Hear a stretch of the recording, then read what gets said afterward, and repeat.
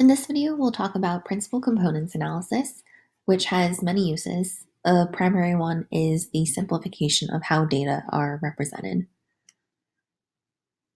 So we started our unsupervised learning unit with clustering, which was all about finding natural groupings within data.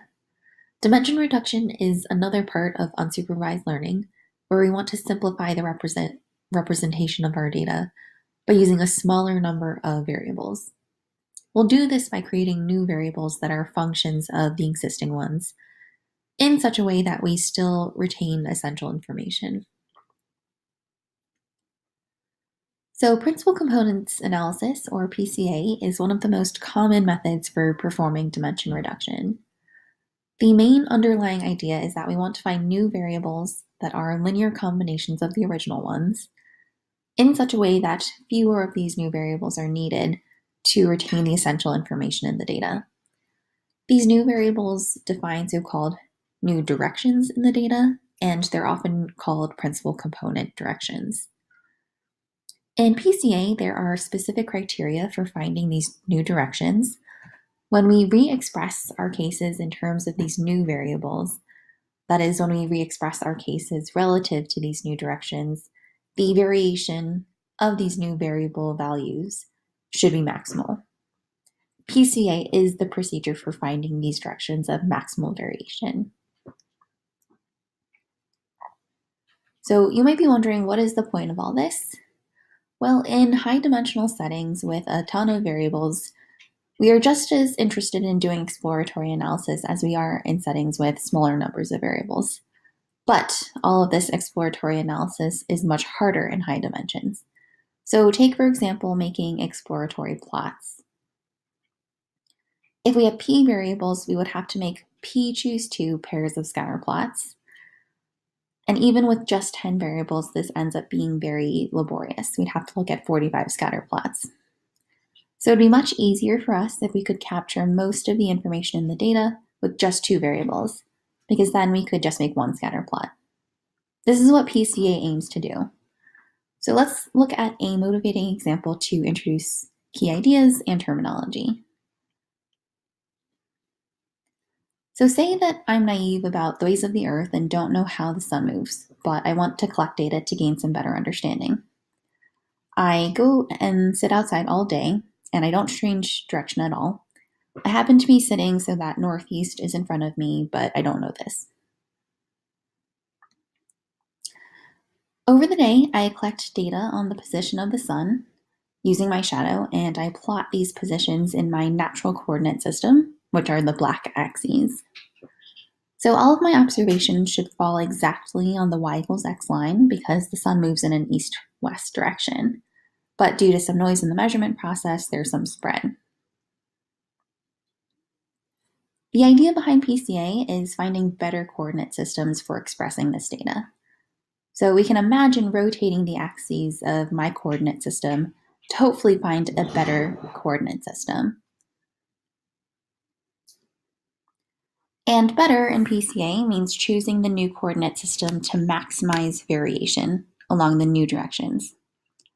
So in my old coordinate system, the 1, 1 direction is the direction along which the predictor measurements vary the most.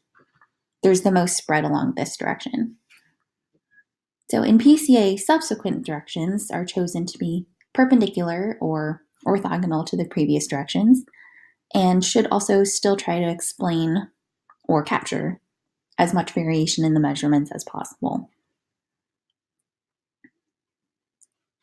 So now we can introduce some important terminology. The 1, 1 direction is called the first principal component, or PC1. Specifically, the first principal component is the linear combination represented by east equals 1 right plus 1 front. The negative 1, 1 direction is perpendicular to the first principal component and also explains some of the variation in the measurements. That is, there's variation in this direction too. The negative 1, 1 direction is called principal component 2, or PC2, and it's the linear combination represented by north equals negative 1 times right plus 1 times front. Principal component loadings determine what original variables are important in defining the new variables. So here, both the right and front variables are important in defining the new east and north variables. For PC1, the coefficients 1 and 1 in front of right and front are called the loadings of PC1. For PC2, the coefficients -1 and 1 in front of right and front are called the loadings of PC2. In practice, PCA actually standardizes the loadings so that the sum of the squared loadings for each PC equals 1. Without this, the variation along a direction could be unconstrained just by multiplying the components of the direction by a constant. So with this standardization, the PCs would actually be written as east equals 1 over square root of 2 times right plus 1 over square root of 2 times front. And north will be written as -1 over square root of 2 times right plus 1 over square root of 2 times front. These PCs still point in the same directions as before, but the loadings have just been scaled down. Also useful in PCA is re-expressing the original coordinates of the cases in terms of the new directions. We can do this by plugging in the coordinates or variable values of our cases in the old coordinate system into the definitions of our PCs. When we do this for the cases highlighted in black, we get the new coordinates that are shown here. Since the east variable is PC1, the amount of east that each case has is called the PC1 score for that case. So the principal component 1 score for case 6 is 2 divided by square root of 2, and the PC1 score for case 20 is -4 over square root of 2. We can express every case in the new east-north coordinate system. So every case and every future case can have a PC1 score computed. And similarly for PC2. The values of north for each case are called the PC2 scores. If we think of principal components as defining new variables, a score for a particular PC tells us how much of that new variable each case has. Both east and north are new variables that are linear combinations of the old variables front and right. So case 6 has 2 divided by square root of 2 amount of east and 0 amount of north. And case 20 has -4 divided by square root of 2 amount of east and 0 amount of north. So note in this example that we've been entirely in 2 dimensions. In general, for large dimensional data sets, we'll have more principal components, but this is just a small example. So let's talk about the PCA procedure in more general terms. For a data set with n cases and p variables, the number of PCs is actually the minimum of n and p. So in many settings, the number of cases n is greater than p, so we'll have p principal components. But in areas of biology, such as genomics, the number of variables is often much more than the number of cases, and in those settings, the number of PCs is n. The first PC is the direction of maximal variation, and subsequent principal components are chosen to be the ones that have maximal variation, choosing from among the directions that are orthogonal or perpendicular or uncorrelated with the previous PCs. Orthogonal, perpendicular, and uncorrelated are all different ways of saying the same thing. So in the sun example, the second principal component was chosen to be orthogonal or perpendicular / uncorrelated with the first PC. And if we had more variables in that example, the third PC would have been chosen to be uncorrelated with the first two, and such that the variation along that direction was maximal. Each PC can be thought of as a new variable, and each case has a certain amount of these new variables. The amount of PC1 that each case has are called the PC1 scores, and similarly for the other principal components. We've mentioned that PCA is a means of performing dimension reduction, in that we were aiming to find new variables that retained as much essential information as possible in the data. So let's make those ideas a bit more precise. We can express the total amount of variation in the dataset as the sum of the variances of each variable. So assuming that all variables have been centered to mean zero, that total variation can be expressed by this double sum. The first sum is a sum over the p variables, and the quantity inside the sum is the variance of variable j. So we can define the proportion of this total variation that the mth principal component explains. And this is the idea that when we rotated the coordinate system in the sun example, the first PC explained a substantial proportion in the total variation in the values of the variables, but it didn't explain all of the variation. The amount of variance explained by the mth PC is the average of the squared scores for the mth PC.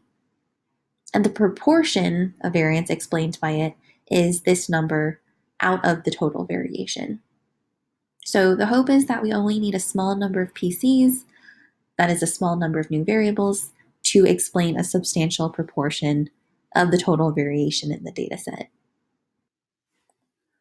So let's look at all of these ideas with a real data example. We have a dataset on a number of candies, and on each candy, 12 variables that are listed here were measured. These variables included binary taste variables and other physical features. Also included were quantitative variables measuring the sugariness of the candy and how expensive and popular the candy was in relation to others. PCA, when we perform it, gives us information about 12 principal components, and we can use that information in a variety of ways. So one of the first plots made when using PCA is called a scree plot. This plots the proportion of variance explained for each principal component. So we can see that the first principal component explains the greatest proportion of variation in the variables, and the amount of variation explained by subsequent principal components diminishes. Often, a scree plot is paired with a cumulative version of that plot. So in the plot on the right, we plot the cumulative proportion of variance explained by the first one, the first two, the first three, and so on, principal components. The y values on this plot are found by summing the y values on the scree plot. So to get cumulative proportion of variance explained by PCs 1 and 2, we sum the first two y values from the scree plot. The cumulative proportion plot tells us how many new variables, how many PCs, are needed to sufficiently retain essential information in the variables. So here, the first two PCs explain about 50% of the essential information in the data. If we wanted at least 80% of variation to be explained, we would use the first 6 PCs in subsequent analysis. Another common plot made from a principal components analysis is called a score plot. And here we plot the scores of 2 PCs against each other for all cases. And most often the first 2 principal components are chosen because they're the ones that explain the most variation in the data. Here, every point is a case in the dataset, and the x-axis value is the principal component 1 score, how much of this new variable each case has. The y-axis value is the principal component 2 score, how much of this new variable each case has. With score plots, we can visualize how similar certain cases are. So here we can see that the cases on the right side of the plot tend to be chocolate candies. And on the left side, we can see that cases tend to be more fruity. So these plots are a way to do some exploration of clustering and to just generally understand how cases are related. Also common is a loadings plot. Here we plot the loadings for 2 principal components versus each other. Here, the first 2. And in this plot, we are looking to see which of the original variables are important in forming the new variables. So each point here now is one of the 12 original variables in the dataset. And the x value of a point gives the contribution to principal component 1, and the y value gives the contribution to principal component 2. So in this plot, we're looking for variables that have a high magnitude for the x or y value. The highest magnitude x values are for fruity, pluribus, chocolate, bar, and price percent. So the most important variables in determining principal component 1 are these variables. Pluribus refers to whether a candy is one of many candies in a bag or box, and bar indicates whether or not the candy was a bar. So in looking at these variables, overall, we can say that principal component 1 could be described as a quantity and a chocolate versus fruity variable.